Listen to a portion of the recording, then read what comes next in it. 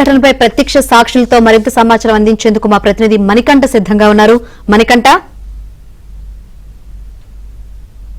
రోజుకి మానవతా విలువలు మంటగలిసిపోతున్నాయని చెప్పుకోవచ్చు. మీరుపేట ఘటన మరవక ముందే మరో ఘటన అలాంటిదే సంచలనంగా బోడుప్పల్లో చోటు చేసుకుందని చెప్పుకోవచ్చు. భార్యను అతి కిరాతకంగా చంపి మొండాన్ని, తలభాగాన్ని అలాగే కాళ్లను వివిధ భాగాలుగా విభజించి తల భాగంతో పాటుగా కాళ్ళ భాగాలను మూసీ నదిలో పడేశాడు మహేందర్ అనే వ్యక్తి.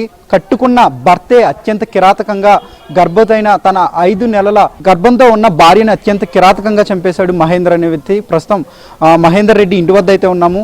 ఇంటి వద్ద అసలు మహేందర్ రెడ్డి ఎలాంటి ప్రవర్తన ఉండేది, చివరిసారిగా మహేందర్ రెడ్డి హత్య చేసిన అనంతరం ఆ శరీర భాగాలను విభజించి కేవలం మొండెం భాగాన్ని మాత్రమే ఇంట్లో ఉంచాడు. మిగిలిన శరీర భాగాల్లో తల భాగం కావచ్చు, కాళ్ళ భాగాల్ని ఒక ప్లాస్టిక్ కవర్లో పట్టుకుని దాన్ని మూసీ నదిలో పడేసే సమయంలో ఇంటి నుంచి బయలుదేరే సమయంలో ఒక కుర్రవాడు అయితే చూశాడు, స్థానికంగా ఉండే కుర్రవాడు. ఆ కుర్రవాడిని అడిగి మరిన్ని విషయాలు తెలుసుకునే ప్రయత్నం చేద్దాం. చివరిసారిగా నువ్వు ఎప్పుడు చూసావు, ఏ కవర్లో పట్టుకెళ్తూ ఉన్నాడు, ఏ సమయంలో వెళ్తూ ఉన్నాడు? నేను అతను వేసేసి వచ్చినాక చూసినాను.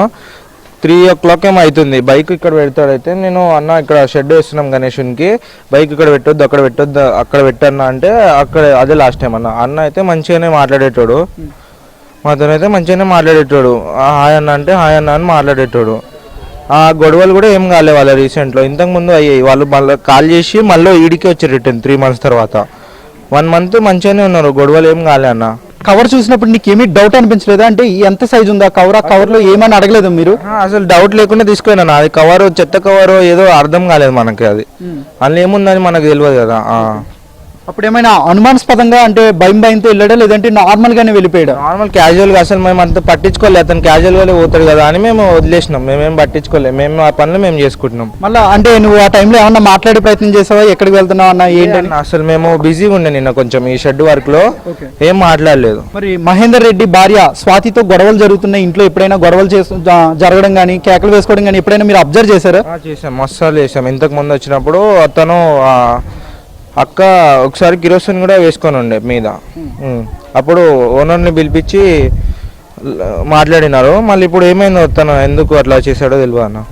మరి పోలీసులకు ఏమైనా చెప్పావు, నువ్వు ఇట్లా కవర్ తీసుకెళ్ళడం నేను చూసాను అని చెప్పావు? పోలీసులు అడిగారు ఏమన్నా? లే అన్న, నేను అసలు నోటీస్ చేయలే కవర్ తీసుకోవడం. ఏ కలర్ కవర్, బ్లాక్ కవరా లేదంటే ఏమన్నా డిఫరెంట్? చేయలే అన్న, నేను అంతా ఏదో సంథింగ్ క్యారీ బ్యాగ్ లాగా తీసుకోవేటో చూసినా, నోటీస్ చేయలే అంతే. ఎప్పుడైనా నన్ను కొట్టేవాడు, వేధించేవాడు, డబ్బుల కోసం తిట్టేవాడు అని ఎప్పుడైనా మీతో చెప్పుకుందా, మీ అమ్మతో కానీ మీతో కానీ? రోజు చెప్పేది కాదు, ఎప్పుడో ఒకసారి పెద్దగా లొల్లి చేస్తే వాళ్ళు గట్టిగా అరుస్తుంటే వీళ్ళు అందరూ పోయేటోళ్ళు పేరెంట్స్ అది అందరూ మాట్లాడేస్తే కామ్గా ఉండేటోరు. కాకపోతే ఈసారి సైలెంట్ గా ఎలా చేస్తాడో ఏమో, సౌండ్ కూడా రాలే. అంటే ఎప్పుడైనా నువ్వు చెప్పే ప్రయత్నం చేశారు, మరి అన్న ఎందుకు కొడుతున్నావు, అక్కని ప్రెగ్నెంట్ కదా అని ఎప్పుడైనా ఆపే ప్రయత్నం చేశారు ఎవరైనా?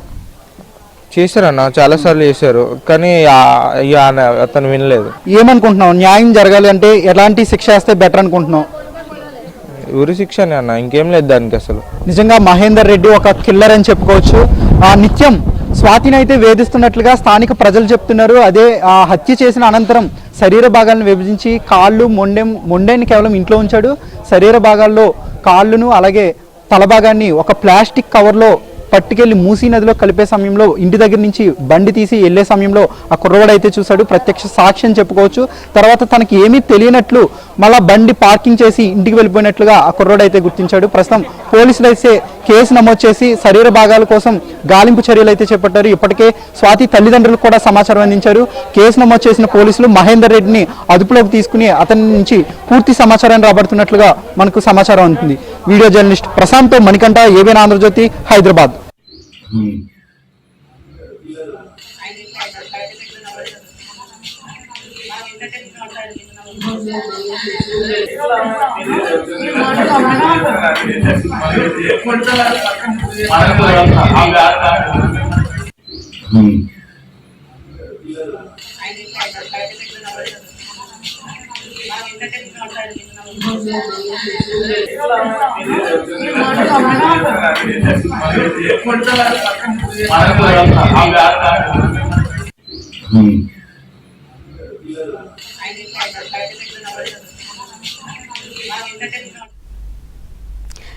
తమ బిడ్డను అన్యాయంగా చంపేశారని స్వాతి తల్లి ఆరోపిస్తోంది. నేర్పిన ఇంట్లోకి తెలుసుకొని తల్లిదండ్రులు ఇద్దరు నేర్పిండ్రు చేసుకోమని అన్నారు. నా బిడ్డ అక్కకైనా అంత బంగారం పెడతాం బిడ్డ, చేసుకో మీ అమ్మ మీ నాయన కన్న చెయ్యారు పెళ్లి అంటే నా బిడ్డ వాళ్ళ మాటలు పట్టుకుంది. 14 చదివింది. పెళ్లి హాస్టల్లోకి వెళ్ళి వచ్చినాక 2-3 రోజులు ఊకే తిరిగిండు. ఫోన్ మాట్లాడితే నాకు దొరికింది, నేను తిట్టినా. దాని తల్లిని గుంజుకొచ్చి అడిగితే నా మొగని కాలు మొక్కింది. తప్పైంది, నా కొడుకుదే, పెళ్లి చేస్తాం, నీ బిడ్డకు చేయండి అన్నది. మేము సప్పుడు దాక్కున్నాం సార్. వచ్చిండు, పిల్లని ఎత్తుకపోయిండు. పిల్లని ఎత్తుకపోయి పెళ్లి చేసుకున్న సందిదే శిక్షలు. ఎన్ని రోజులు తీసుకుపోయి? 19 నెలలు అవుతుంది సార్. 19 నెలలు అవుతుంది పిల్లని తీసుకుపోయి. మాట్లాడనియాడు. దొంగతనం ఎప్పుడన్నా ఫోన్ కలవకుట్ట పెట్టిండు సార్. ఆడు ఫోన్ చేసే కలవకుట్ట పెట్టిండు. ముద్దుగా ఇప్పుడు ఫోన్ ఇక పిల్ల ఎప్పుడన్నా మాట్లాడమ్మా మంచిగా ఉన్నవా గొర్రెలు వేసుకో, నేను వయసు బీపీ ఎక్కువ అమ్మంటే నువ్వు